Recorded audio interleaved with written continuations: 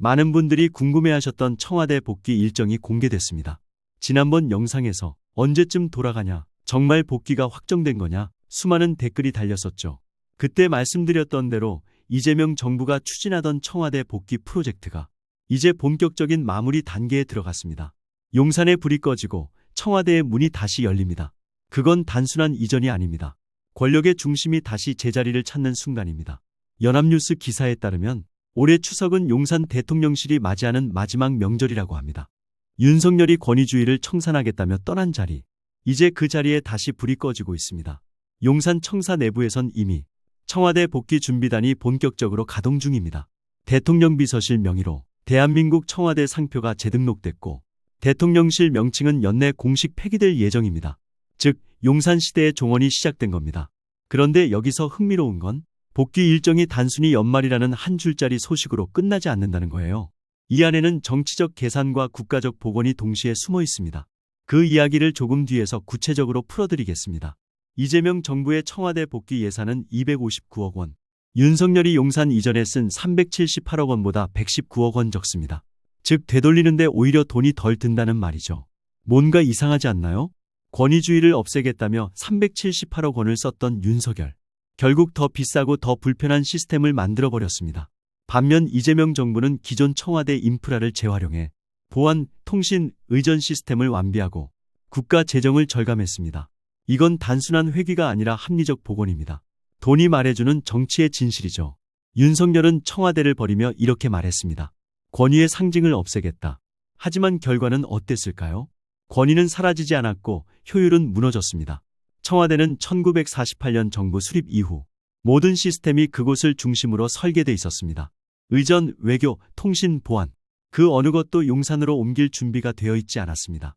결국 용산 대통령실은 국가 통수권자의 동선이 외부에서 보이는 전례 없는 보안 취약 공간이 되었고 행정 효율은 급격히 떨어졌습니다.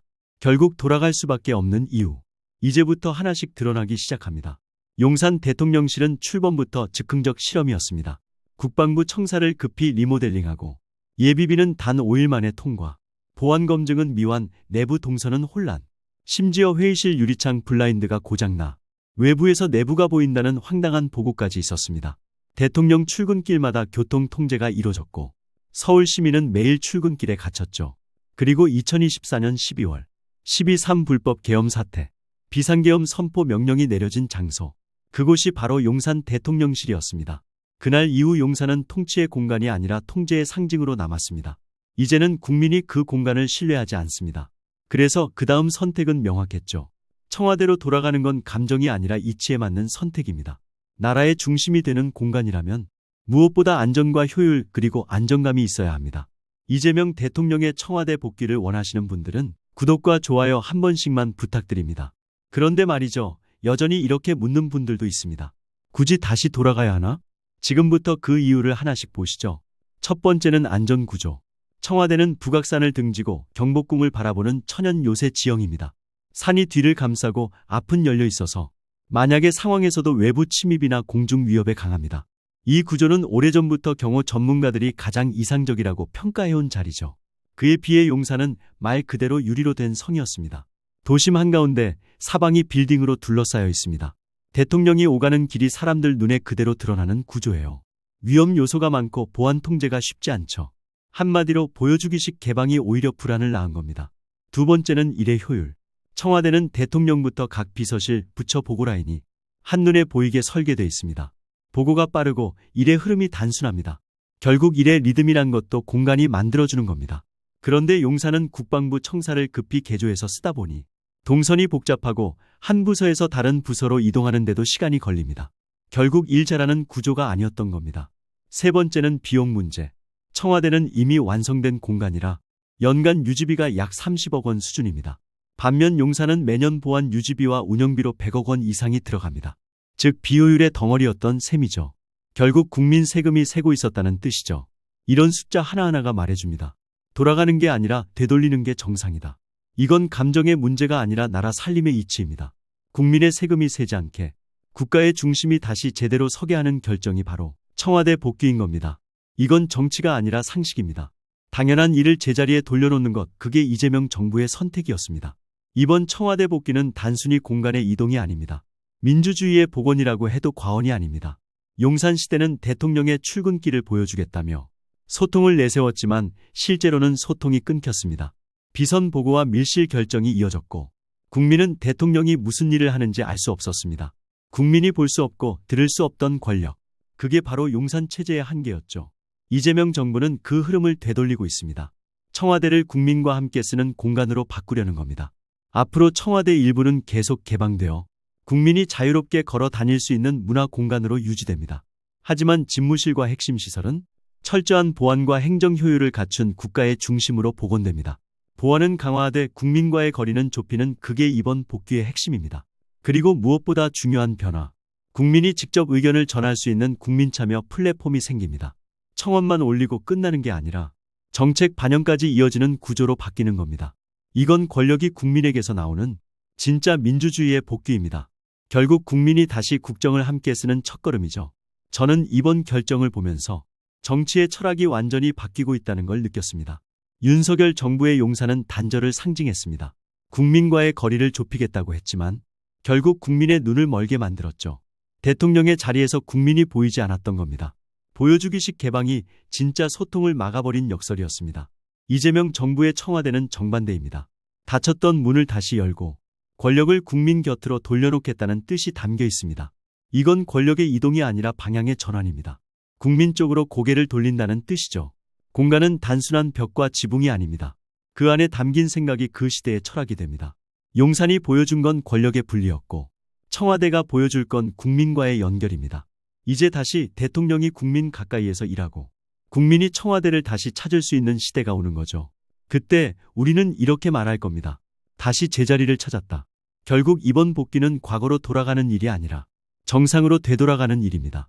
우리가 살펴봐야 할 부분이 하나 더 있습니다. 다른 나라들은 왜 대통령이 일하는 자리를 바꾸지 않을까? 미국의 백악관은 1800년부터 지금까지 단 한 번도 옮겨진 적이 없습니다. 영국의 다우닝가 10번지, 프랑스의 엘리제궁도 마찬가지예요. 정권이 바뀌고 세월이 흘러도 그 공간은 그대로 남아 있습니다. 그 이유는 단순합니다. 국가의 중심은 사람이 아니라 체계이기 때문입니다. 지도자가 바뀌더라도 국민이 바라보는 국가의 상징은 흔들리지 않아야 정치에 신뢰가 생기죠.